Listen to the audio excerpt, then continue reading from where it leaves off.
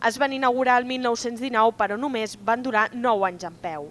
La dictadura de Primo de Rivera va enderrocar les 4 columnes d'estil jònic que Josep Puig i Cadafalch havia dissenyat amb una intenció molt clara.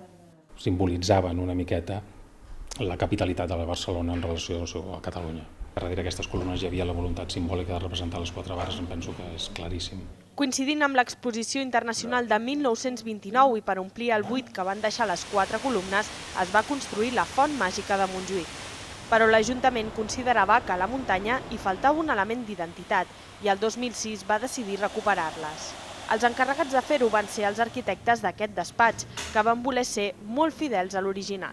Fan 20 metres, que és exactament a partir dels estudis que s'han fet de les fotografies, perquè en cap moment vam ser capaços de trobar planos que poguessin medir a escala la mida real que tenien les columnes, però em penso que no ens equivoquem gaire si diem que tenien 20 metres i que fan 20 metres. Tot i això, hi ha algunes diferències. Si se'n respectava la ubicació original, es tapava la perspectiva de la font màgica. Això va fer que les columnes s'haguessin de col·locar uns metres més enllà. Però aquesta no és l'única diferència. En aquell moment es va fer servir un sistema a base de totxo manual, amb un acabat arrebossat, i actualment les columnes estan resoltes amb una tècnica molt més moderna, amb més garanties d'estabilitat i que són unes peces prefabricades de formigó, de tal manera que garantim que els diferents tambors quedin apretats.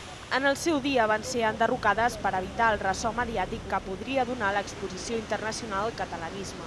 Ara tornen a estar de peu en un dels punts més visitats de la ciutat.